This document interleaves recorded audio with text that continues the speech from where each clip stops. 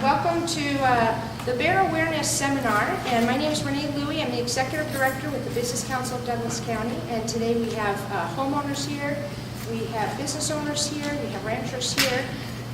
We're going to talk about the challenges that our county and surrounding counties are facing with the appearance of bears. You might have had them in your trash can, you might have had them in your backyard, you might have seen it in the newspaper, you might have heard about it but not encountered it yourself. Maybe you're hoping you won't encounter it, and maybe some of you have encountered it and wished you hadn't because you didn't know what to do. So our purpose here tonight is to share as much information as possible. We have some very excellent experts here today that will say, should you put your trash inside the garage? Should you leave it outside the garage? Should you put it in the yard? What should you do? What's the best practice? What's the best answers?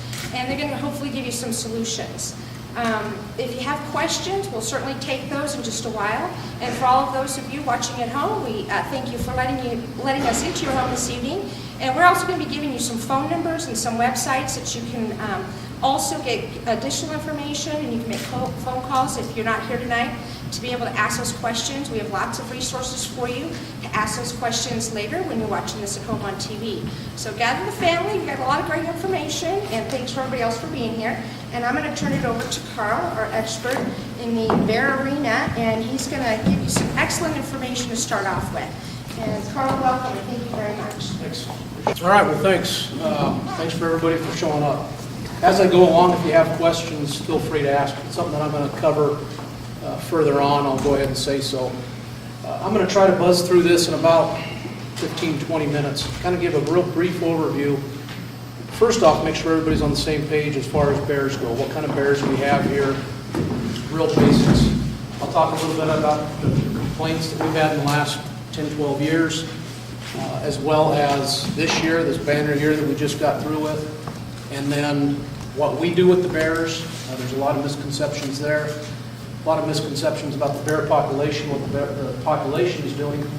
And then the last part of it talks a little bit about bear behavior, what to do if you actually see a bear. And I'll try to relate, the slides are more related toward wild bears walking along the hiking trail or whatever you come across a bear, but I'll try to relate that to you guys as you walk down downtown Minden and you come across a bear. It's a little bit different. So, everybody hear me okay? All right. Well, the historic range of black bears in Nevada is pretty much everything in purple.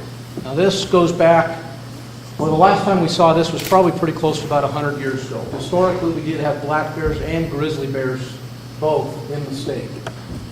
Some of those, the central part of the state, the Tuabe Range, the Rubies, the Jarbidge, etc. Current range of black bears in Nevada is restricted to just this far western edge. Carson Range, the Pine Nuts, Sweetwaters, even the Wasatch. Not just a second, this thing's going on beyond that now. Anyway, just those few mountain ranges on the west part of the state is where bear population is now. Pretty much everything that is associated with California. Jay, if it continues to go forward, I'm going to have you go back. Maybe that was just the first two slides. I don't know. What kind of bears live here? These are the questions I'm going to try to answer. What kind of bears do we have in Nevada? How many are in Nevada? What the population, what's it doing? How dangerous are these bears really? The perception of you folks and of somebody out there that's dealing with a bear at their home is different than somebody who sees bears every single day. And why can't you just relocate problem bears? That comes up a lot. Go ahead. I'll have to stay over here. Maji, I get close. Hit it one more time. Okay, black bears are the only species of bear that we have in Nevada, although very, very few of them are actually black in color. 85–90% or better of the bears that we have are some shade of brown. Black bears can be anywhere from white to black. A lot of them have that white chest patch though. Population estimate is somewhere 200 to 400. Obviously, you can't go out and just count bears like we do deer and elk and get a good idea how many there are. We rely on capture and recapture and mathematical models that are derived from that, and some DNA stuff that we're into now. That compared to California that has 30 to 35,000 black bears. But like I said, state line is just a political line. We're pretty much, for the most part, our population of bears is the eastern edge of California's population. It's all one big group of bears. We have no significant increase in the population in the 20 some odd years that we've been looking at this. We first looked at bear populations in Nevada back in the late 80s, 86, 87, 88. A guy working with the University of Nevada, Reno, came up with a population estimate of around 125. Our estimate 4 years ago, when we did another mathematical estimate, was 187 plus or minus quite a few. So it can vary, but the population estimate really hasn't grown, and we don't really expect it to. The habitat available to bears in Nevada isn't growing. In fact, it's shrinking. I'll go into that here in a little bit. But the available habitat for these bears is actually going down, so we wouldn't expect the population to rise. Go ahead. We're seeing a lot more bears, and the biggest question, or one of the biggest questions is, doesn't that mean we have more bears around? Doesn't that mean the population must be growing because we're seeing more bears? Well, no, not necessarily. As I said, the bear population has not gone up. What we've seen increase is the bear densities in urban areas. When we started looking at bears in the late 80s, John Goodrich did his studies, the number of bears, let's say, scattered throughout the Carson Range were kind of an average. When we look at, when biologists look at the number of bears, we're looking at bears per square kilometer on the average across that habitat. He kind of came up with figures that were pretty, a little below average for bears in North America, black bears in North America.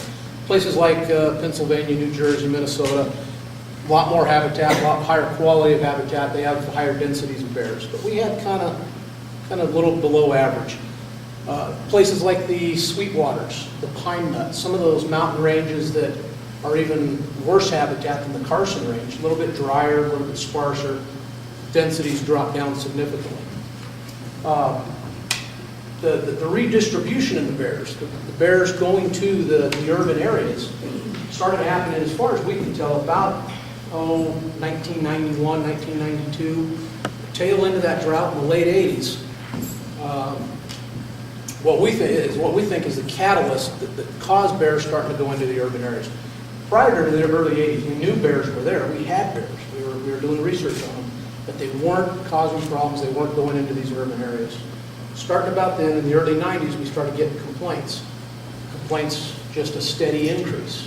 Again, we don't think the bear population is going up, but the increase in complaints is going up. When you look at it, when we look at all the population demographics of the bears, of our bear population, and all the physical characteristics, everything points to a very, very high-caloric, reliable, year-round food resource, meaning garbage. When you look at garbage from the bear's point of view, it's year-round, it's reliable, it's replenished, it's there every single Tuesday night. They don't need to hibernate because they have a year-round food source, etc. Our urban bears, we actually have almost two different populations of bears now. We have urban bears and we have the wildland bears. We've looked at probably 80 plus bears now over the last 10 years with radio collars. We're able to follow them around and track their movements, catch them over a period of time, look at their physical characteristics. The urban bears are about 30% heavier. Sorry if I'm way too gentle. They're about 30% heavier, and I've got a couple other slides here that show some of the other things that are going on with them. Click it. That is exactly what's happening. From the wildland areas, very low densities now, compared to what John did, Goodrich did back in the 80s, we've got extremely low densities in the backcountry, places that he had average densities in before. Extremely high densities of bears, again, bears per number of bears per square kilometer, in the urban interface. When we looked at this in 2002, We have the second highest density of bears in all of North America. Second highest in entire, including Canada, everywhere you have black bears in North America. And again, number of bears per square kilometer. And those areas were not in Nevada, generally speaking, or in the Carson Range. They were in little urban pockets, centered in around State Line, Cave Rock, Glenbrook area, and Incline Village. That slide shows the blue is the home ranges, and a home range is everywhere a bear will spend in a given year, looking for food, looking for mates, looking for den sites, etc. That's a bear's travel area in a year. The blue is wild bears. The pine nuts down here around Topaz, the Wassocks, etc. The red is our urban bears. We had and again, our urban bears were always urban. They spent 95% of their time or better within the city limits. The wild bears spent 95% of their time or better outside in the more of the backcountry, the wildland areas. These wild bears, your wild male, average adult male American black bear in Nevada, uses 50, 75 square miles in any given year. That's a lot of territory, a lot of ground to cover. The urban bears are covering 3 and 4 square miles, basically neighborhoods. And again, very high densities. Anybody ever heard of McNeil River Falls in Alaska, where the bears congregate because of the salmon runs? Compare it to the same thing. Very reliable food source. They all show up there at once. They tolerate each other in very close proximity, something that bears normally don't do.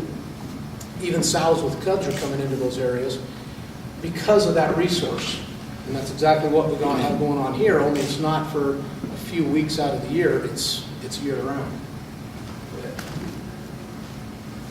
That shows the number of complaints starting in 1987 on up. And of course, this year is just skyrocketed.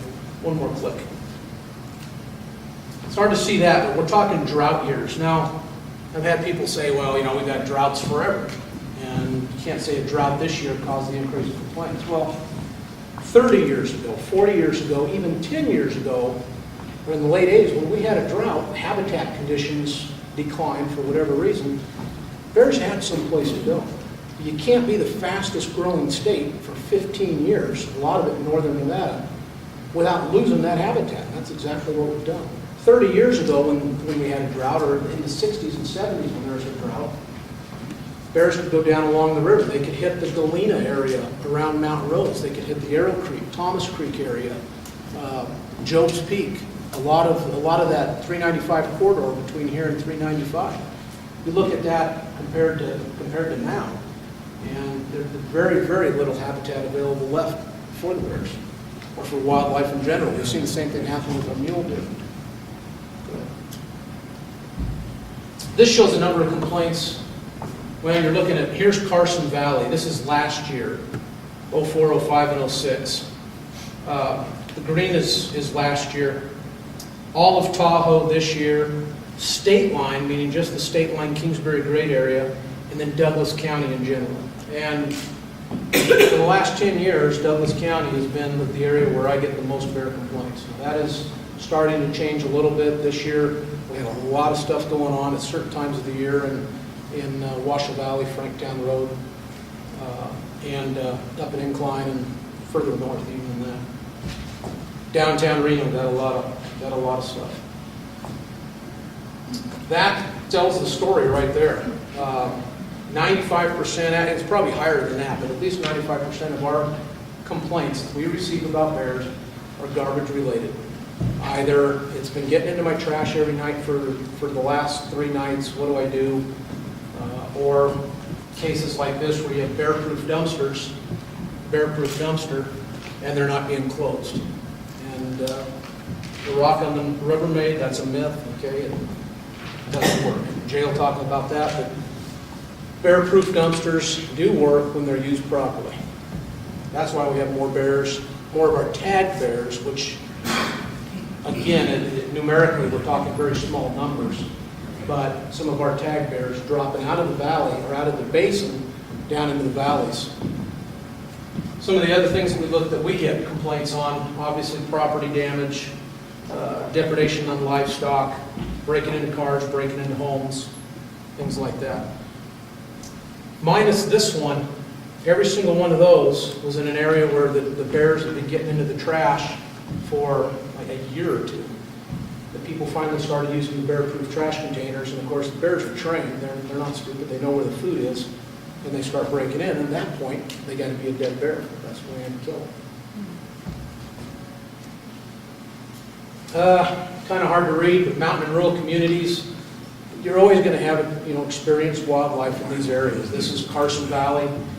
A bear going from Job's Peak down to the river. The river is a good travel corridor for bears. That's an hour jump for a wild animal like a bear. Just because we build a few homes here, you look at Tahoe, where the homes are built right in amongst the trees. You're in that habitat. You're not going to get rid of the wildlife.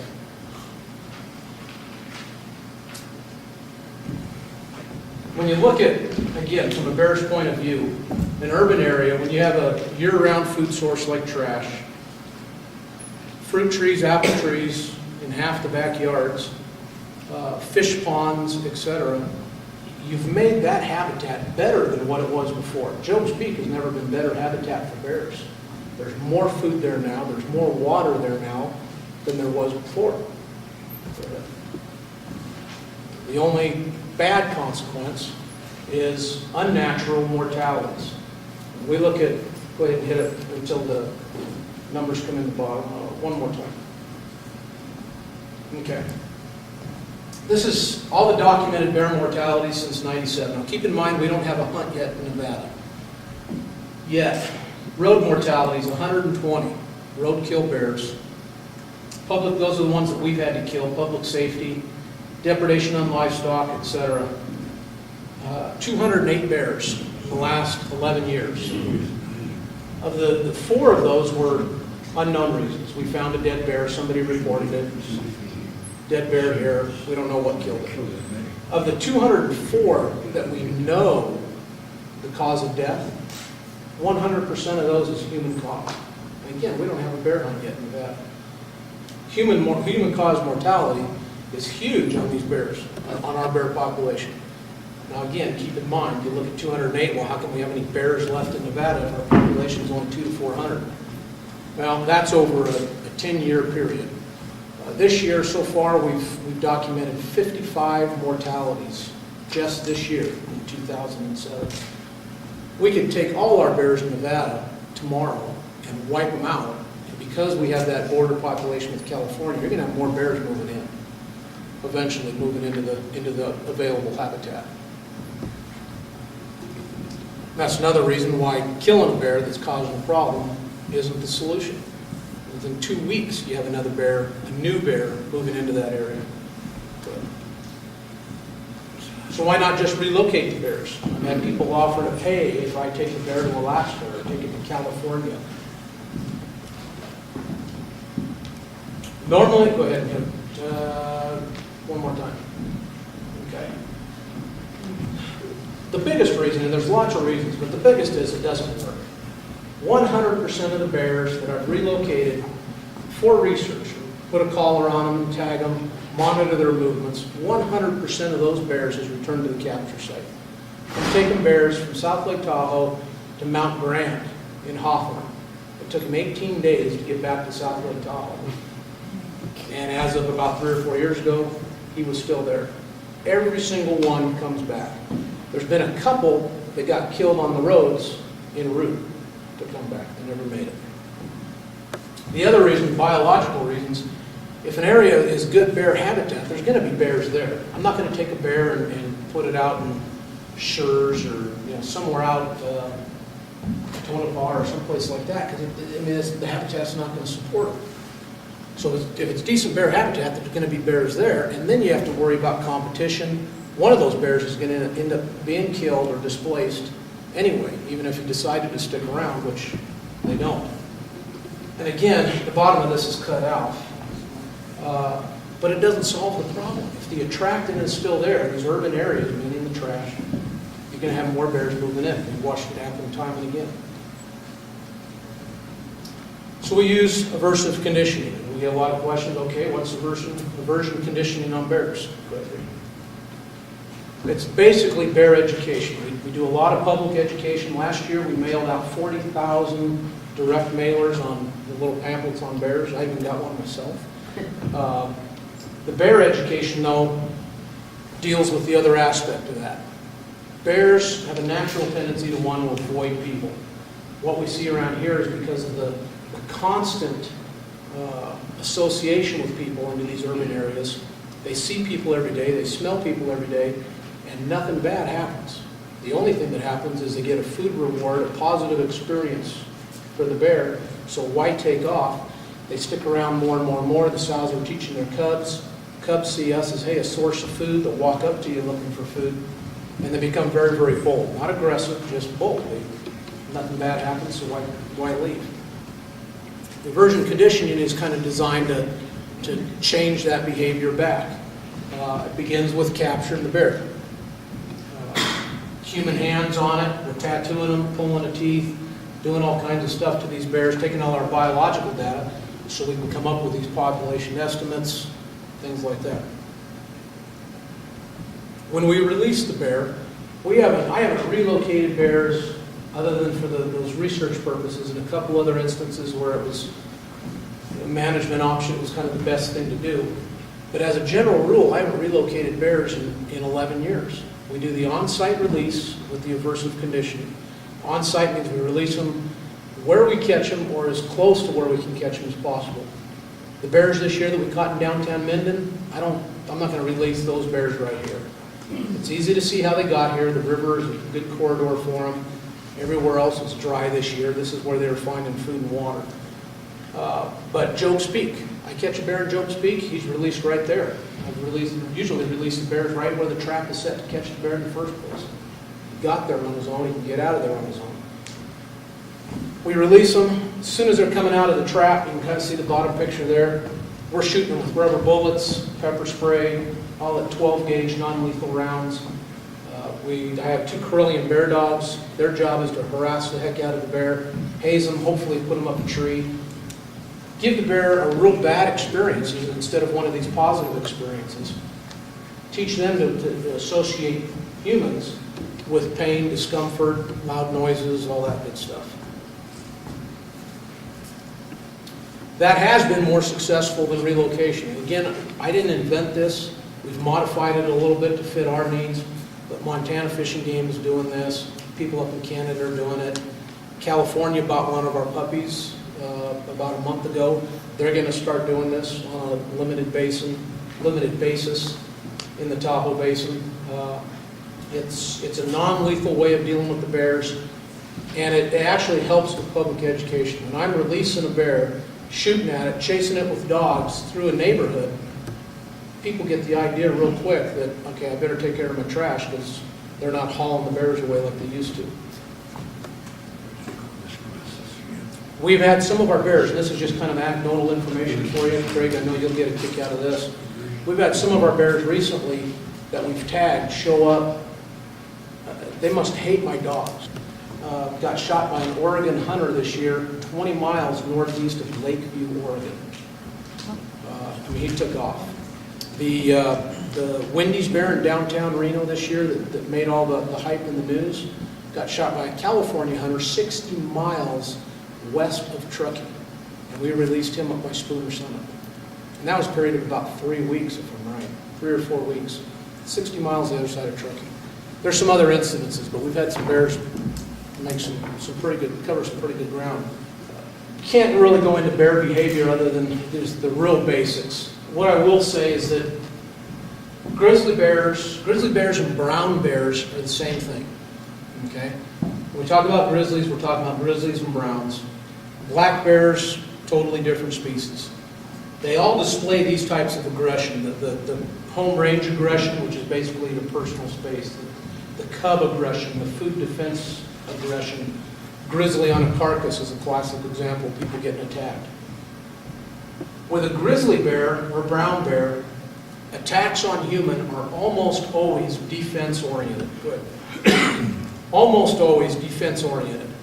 When a black bear actually attack somebody. I don't mean running out of your garage and it knocks you over trying to get out of the garage or something like that. But a wild black bear that actually attacks somebody, it's almost always predatory. They see you as lunch. You're the ham sandwich walking through the forest. With that said, though, extremely, extremely rare. Go ahead and hit one more time. And the urban bears are not, the ones that have lots of contact with people aren't the ones that predatorily attack people. It's 99% of the time it's a wild bear with little or no experience with humans. That kind of puts it in perspective. You think about, 49 or 50 maybe now human fatalities in the last 100 years in all of North America. When you look at the number of people living and recreating in bear habitat all throughout North America, 50 fatalities is just extremely, extremely rare. Same thing with mountain lion attacks. Fact and fiction. This is one end of the perspective that all bears are out there to get you, and it's giving me the evil look, and it's going to come get me. We get a lot of calls from that perception, and a lot of calls from people wanting to hand feed the bears. That perception that these are cute and cuddly, and don't hurt the bears, and we'll continue to feed it, and it's starving, and let me take care of it. Both ends of the spectrum. The truth is somewhere in between. They're capable of it. They're small animals. They do not tolerate, a lot of times they don't tolerate that close proximity. The only attack, so-called attack that we've ever had in Nevada was a guy that was feeding a bear off the pickup, the tailgate of his pickup, tossing the bear cookies up near Hunter Lake and up by Mount Rose. And the bear kept getting closer, and he kept tossing the cookies, and pretty soon he ran out of cookies. And the bear took a swat at him and put him to the hospital, but he was the first one to admit, I was being stupid, I shouldn't have been doing it. That's the closest we've had to a bear attack, black bear attack in Nevada. They have been fairly close, though. We've had fatal predatory attacks in New Mexico, Arizona, Colorado, of course, the one that happened this year in Utah, the little 8-year-old boy. They are predators. Keep in mind, predators will kill for food. They don't have to be poor, in poor health. They don't have to be starving. They're a wild animal. If you see a bear, okay, keep in mind, pacing or panting, swinging the head back and forth, vocalizations. We get a lot of people say, we heard the bear growl. I have yet to hear a bear growl, and I've handled hundreds of them. It's not a growl like a dog. They'll moan. They'll kind of give a woof, a deep out of their chest, just a woof like a dog. Huff and puff, things like that. They'll pop their jaws a lot. Yawning, just a yawn that's kind of out of place. Popping the jaws, clicking the teeth. They'll jump up and down on their front paws. Even a bluff charge. These are all stress behaviors. These are not aggressive behaviors. Now, there's nothing to say that can't turn into an aggressive encounter. But you see a bear doing that, he's just saying, back off. Back off and leave me alone. Now, if he's in your house or he's in your garage, and he's telling you to back off, and that's a problem. That's a bear that we're going to have to deal with. But again, when you're out hiking, or you're out in the hills, and you see a bear doing that, just go the other direction. Quit. Head up, ears erect like a bear here. That's just an alert bear. It's alert. He knows you're there. He's keeping an eye on you. As long as it doesn't turn aggressive or it doesn't turn into anything else, you're okay. You see a bear, and again, I have yet to come across a bear like this in Nevada, but you see one that's, it's head down. People that have been attacked by black bears, they all describe it the same way. They said it was basically rolling across the ground, coming at them. Very, very low to the ground, low crouch, ears back, and that's an aggressive bear. Of course, that's a grizzly, but the concept is the same. Standing on the hind legs is not a sign of aggression. Bears stand on their hind legs to get a better field of view, to catch a scent, etc. The idea that standing on hind legs and they're going to come at you, that's Hollywood and all Hollywood. How to react in a bear encounter? Stay calm, try to back out slowly. A lot of the experts talk about avoiding direct eye contact. I can't say I disagree or agree. It could go both ways, but I wouldn't say you have to worry about it. Keep your eye on the bear, see what he's doing, back away slowly, that type of thing. We're not seeing an increase in the population. We are seeing an increase in densities because of the redistribution of the population. And again, at the time that these urban densities have increased, our wildland densities have decreased. And that's one thing that we're considering. We want to learn more about that before we talk about a bear hunt in Nevada. A bear hunt is not going to solve the nuisance problem, because you can't be, other than archery, you can't be hunting bears around homes where these bears are causing problems. The relocation of bears is not biologically nor is it logistically feasible. It just doesn't work. Bear-proof containers work. We've seen it work time and time again. And then again, when we had these bears collared, we were following them around. When large tracts of homes, bear-proof, everybody did it all at once. Homeowners Association, etc., made them do it. The bears left. They went to areas that weren't bear-proof. That's kind of what we're experiencing now. Coming down into the valley, coming into places that they normally probably wouldn't venture into, at least in the numbers that we're seeing. Again, you can't use this year as a indicator of what's going on with the bear population, because this is 2007 was a very unusual year with the drought, several fires, the number of bears that we had coming in. Humans, basically, we've caused some system-wide ecological changes. I didn't go into nearly all the research that we've been doing, but the denning ecology of these bears has changed significantly. The question is, when we have bears that are spending 100% of their time in an urban area and reproducing cubs in that area that are getting hit by cars left and right, is this really a natural bear population? Is this the kind of bear population we want? Are they doing the bear population as a whole any good? The viable part of that population? My answer off the top of my head would probably have to be no. They're not acting like bears. They're not out in the forest eating carcasses. They're not digging up roots and turning over rocks and tearing apart rotted logs to look for insects. They're not doing the things that bears should be doing. So it's something that's, ecological, system-wide ecological changes that we have to really look at. If you have any questions on the research part of it, you can go to our website. It was all done with Wildlife Conservation Society, but our website has links to all the research papers that were published on this, as well as all the bear information that you guys know about anyway. Again, that's Carl Lackey with the Nevada Department of Wildlife, and you can tell that he's very dedicated, and he's been around and very experienced for a lot of years in Nevada, and I want to thank you very much for all your time. Do we have any questions specifically for him about what we just saw now?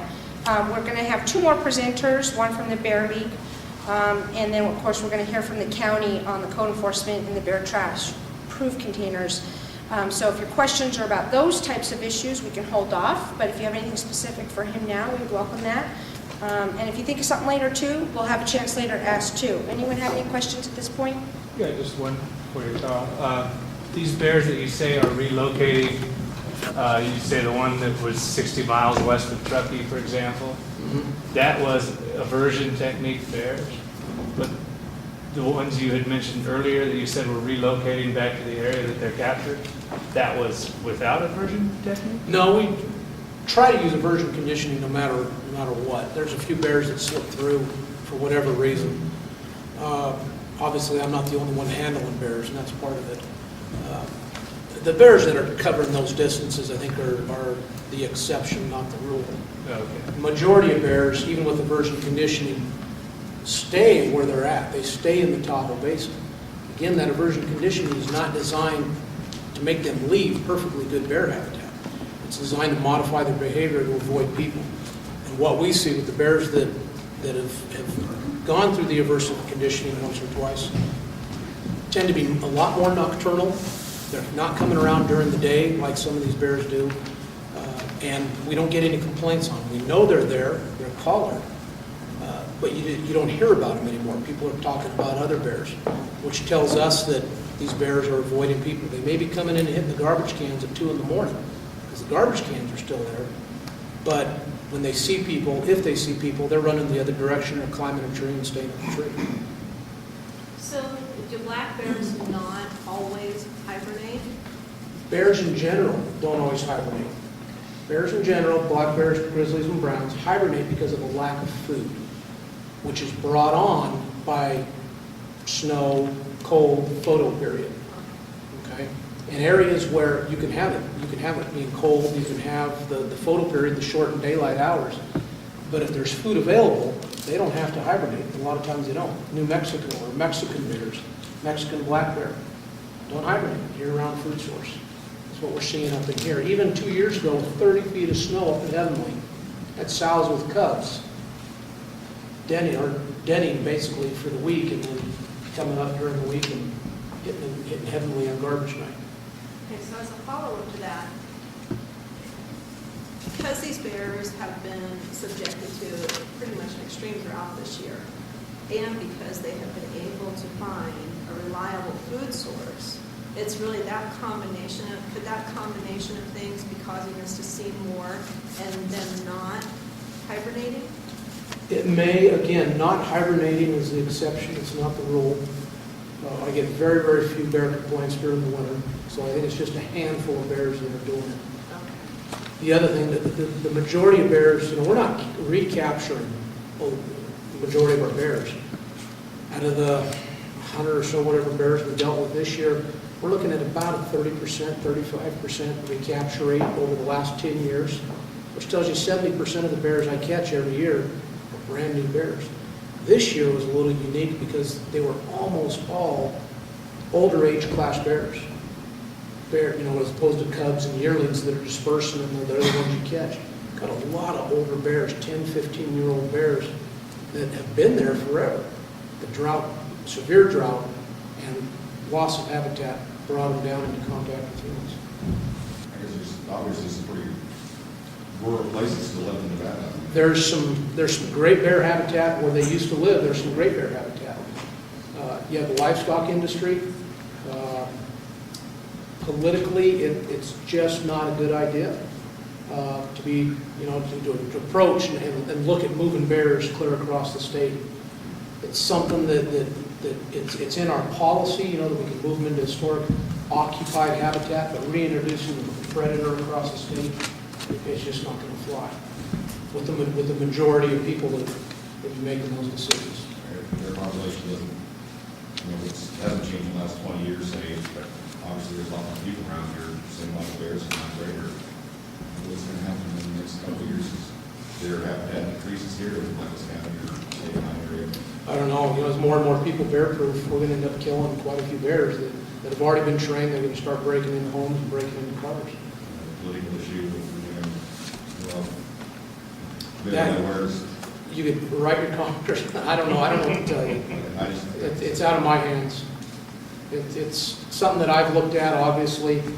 There's some rangers out there that get fight back at you with that. I couldn't even say.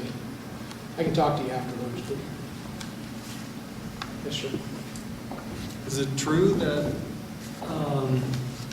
bears will maintain 2 dens, one close to the neighborhood, and then maybe one that they will winter in?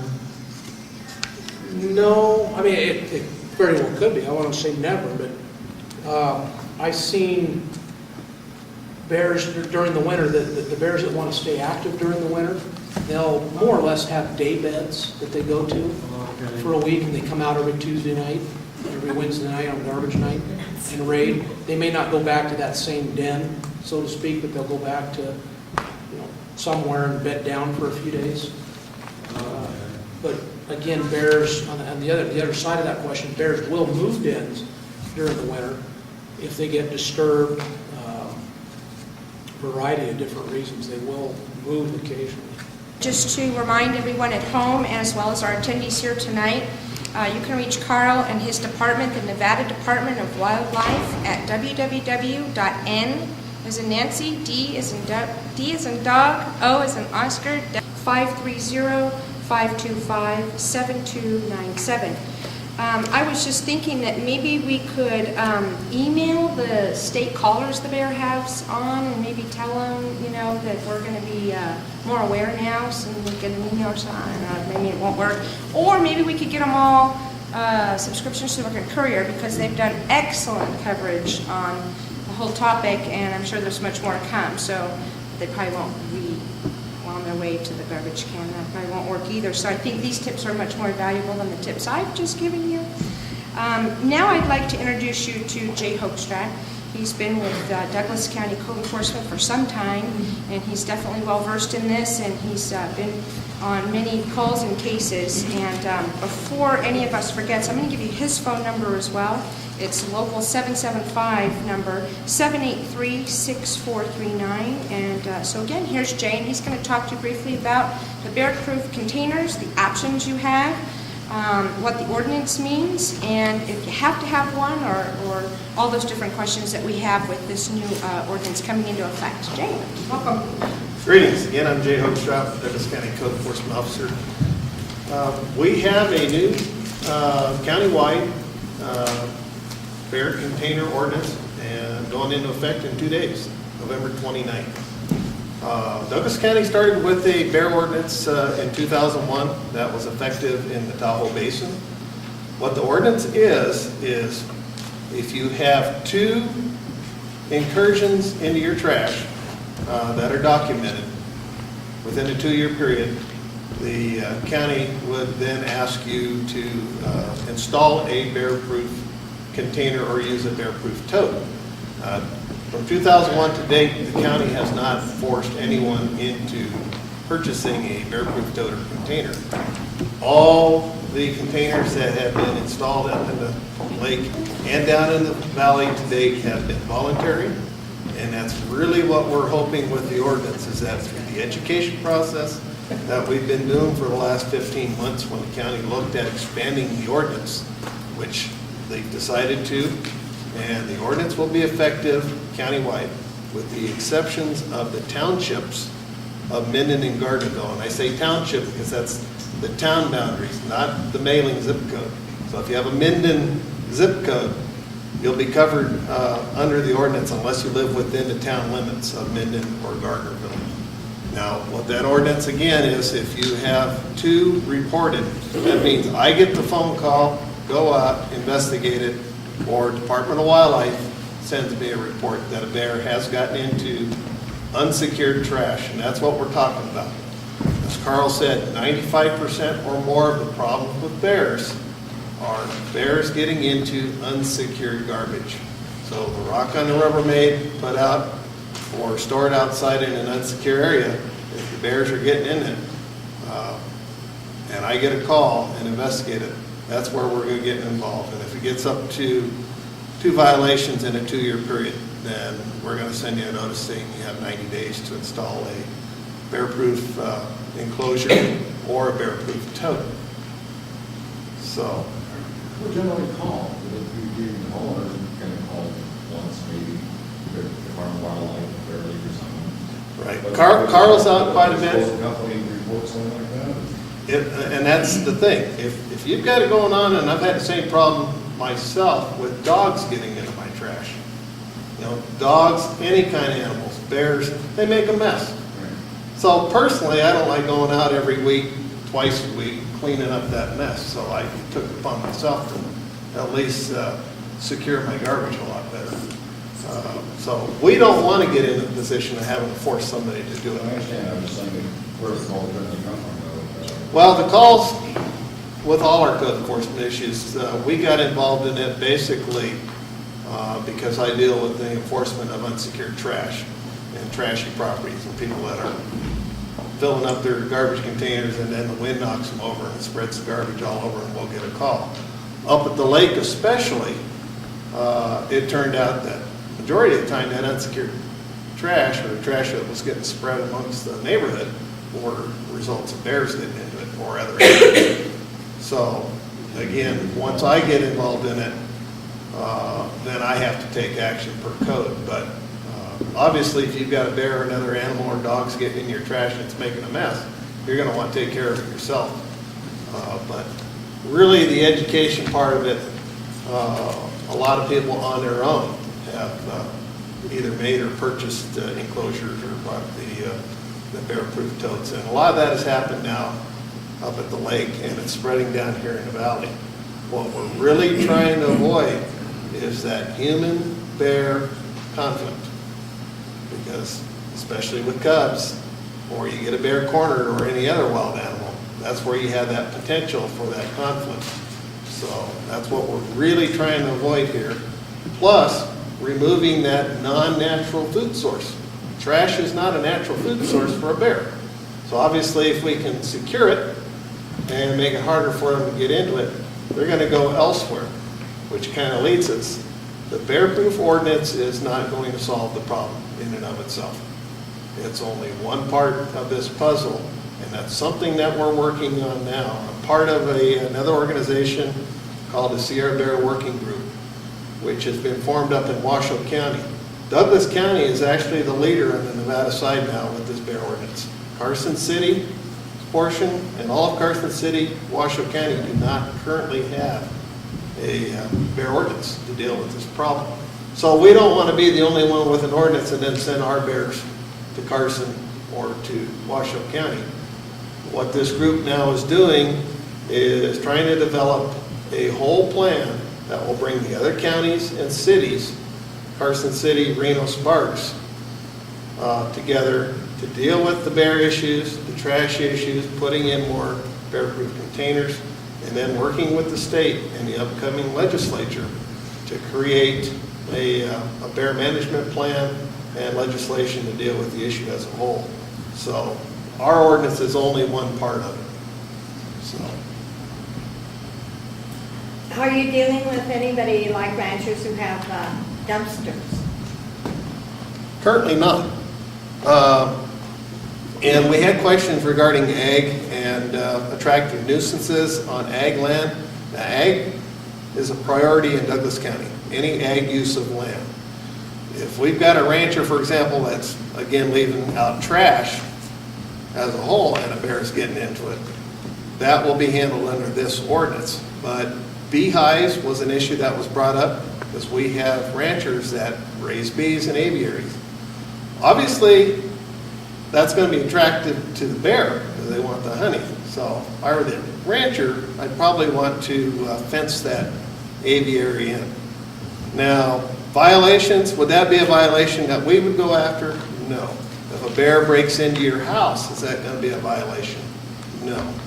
But if you've got the Rubbermaid out there and the bears are getting in it and you're not taking measures to bear-proof, that's where we're going to get involved. I heard a good suggestion, and I don't know if you're considering this, but the garbage pickup is usually pretty early in the morning, so older people put their garbage out at night in communities, and asking the older people not to put their garbage out, and asking the garbage company to pick up maybe an hour or two later, rather than at 6 a.m. they pick up at 8. So older people could get their garbage out in time for it to be picked up in the morning, because bears normally break in at night. Right. And that is something that we're working with as far as been in discussions with the service provider. South Lake Tahoe Refuse up at the lake, Douglas Disposal down here. And they're looking at various routes as far as handling residential at certain hours and commercial at different hours. But they have their reasons for the routes and why they pick up, especially in the areas where there's more traffic, because it's safer for them to pick up trash, obviously in the more congested areas. That is something that we're looking at. So this ordinance is new as far as being countywide, but it's really an ordinance that's going to be a work in progress. Obviously, this last year was, an incredible year as far as the amount of bear activity that we have. So we're hoping that with a good winter and voluntary measures, that the bear activity is going to decrease. Yes. With these bear containers, I'm assuming that they're kind of like the ones in Yosemite or whatever, and they've got like a chain and a latch hook thing, and they must have some kind of a secure system, because here's my question. Do you foresee a problem with the refuse companies? Because those garbage collectors have a job to do, and they're in their route, and nobody likes extra work. And so the trash is there, and they just dump it. And now they have to take off this latch, it's dark, they've got to, I guess, pull it out or lift it out. Again, we don't have one, we need one. But this is at least doubling, if not maybe tripling, their time for each pickup. If every single house has one of these secure containers. Do you foresee this being a problem in the future? When we started doing public meetings back in March, Douglas Disposal joined us on all these presentations. In fact, Jeannie Lear from Douglas Disposal is here tonight. And Douglas is the service provider for the valley unless you self-haul. So they have worked with the people up in Jones Peak Branch. They're one of the areas right now that has bear-proof enclosures. And right now they have serviced those without an extra charge. Most of the enclosures are a metal container that the tote slides into, and it's near the roadway. And it just simply takes an L-shaped hex key type device that goes into an opening and opens it up. So it is extra work, but right now they've worked with us and they've been happy with the enclosures. And they're looking at some totes. The totes are like you're using right now, except they're bear-proof, and they also work with the trucks. So right now, there hasn't been any, Douglas Disposal has worked well with us. So the totes don't need to be stored inside this bear-proof container. The tote itself is bear-proof. Correct. There's two things. You have a bear-proof enclosure, which is a metal enclosure. Right, which I've seen. Which is usually built out near the roadway. Yes. To where it's and easily it's a permanent serviceable. structure. We do have what are called flag lots in the county, where you have a real narrow entrance off the road and then it goes back into the property. Yes. And some of those, you may not be able to put an enclosure, Right. so it might have to go back. And that's going to be a case-by-case basis if the service provider has to go way back into a property. So that's something that, on a case-by-case basis, there may need to be an extra charge on their part. So pretty much in installing one of these bear-proof containers, it needs to be installed near where you would normally take your trash out. For two reasons. One, you want it out on the street so it can be easily serviced, or near the street. And two, the farther you can take the trash from the house, the better, because you don't want to associate trash With your to the house, because as you saw in the slides that Carl showed, a bear can actually smell the garbage under the kitchen sink, and they have torn the siding of the house off to get to that trash under the sink. Mm-hmm. Or they'll tear the garage apart in order to get to the trash that's stored in the garage. So we've even put wording in the ordinance that wooden trash enclosures and trash stored inside of the garage is not acceptable if you've gotten to the point where we're asking you to put in a bear-proof enclosure. The totes are the other avenue. They're less expensive. They're the ones that are working pretty good start around $200, $250. Okay. And those you can store closer to the house. They're still bear-proof, but then you wheel them out on trash pickup day. And I get one of those from the refuse company? Yeah, we're going to cover that. Oh, good. Okay. Thank you. What about commercial properties like restaurants and then apartment complexes? Okay? Commercial properties versus, Can you repeat what you said?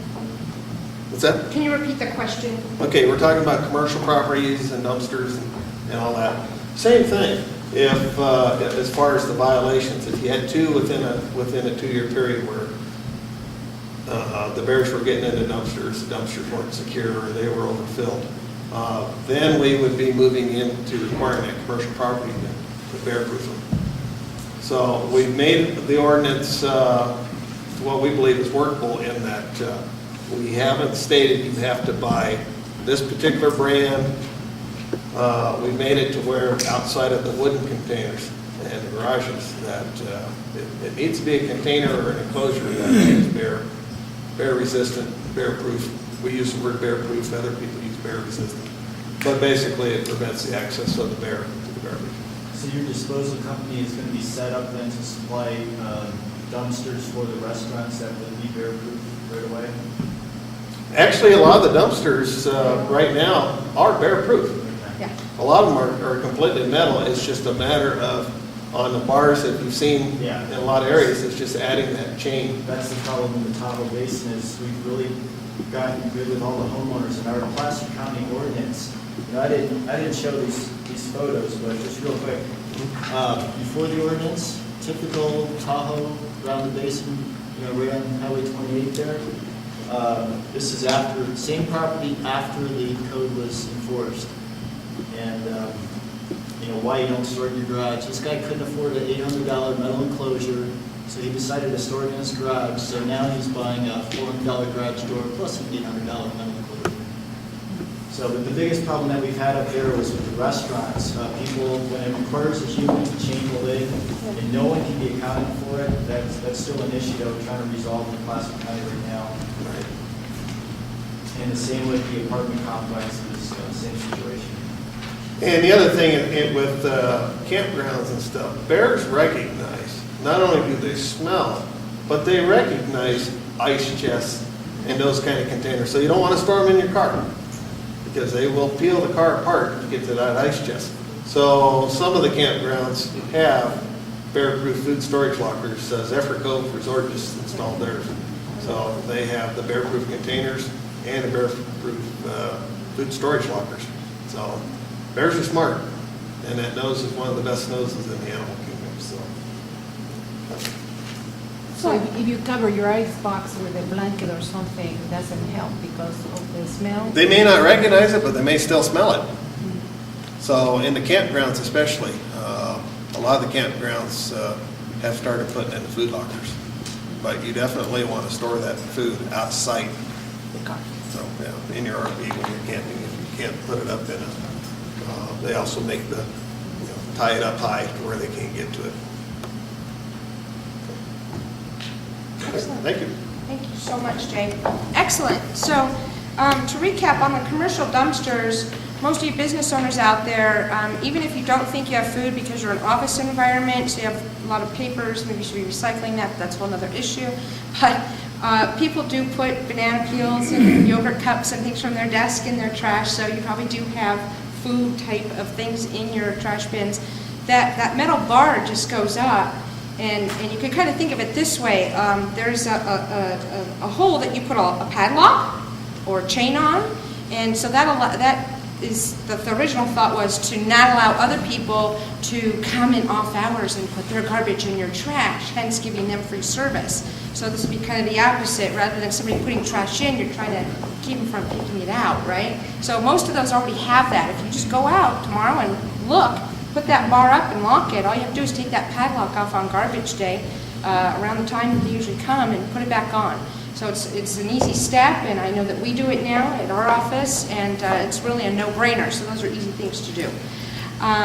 So we've had a lot of great suggestions, a lot of ideas on what you can do. There's no one perfect idea, but there's many, many good ideas. A lot of them combined together get you the good result that you want. By now you probably have a pad this long of websites, of email addresses, of phone numbers. If you can't remember any of that stuff, I'm going to give you the Business Council's number, which is 7826715, and you can say, what was the number for Douglas Disposal, or what was that hotline number, and we'll be happy to email them to you, fax them to you, give them to you right over the phone. I think that we've covered a lot of information here, and I thank everybody here for coming. Thanks for letting us come into your homes today, and give us a call if you need more help. We're ready to help you out. Thanks. Bye-bye.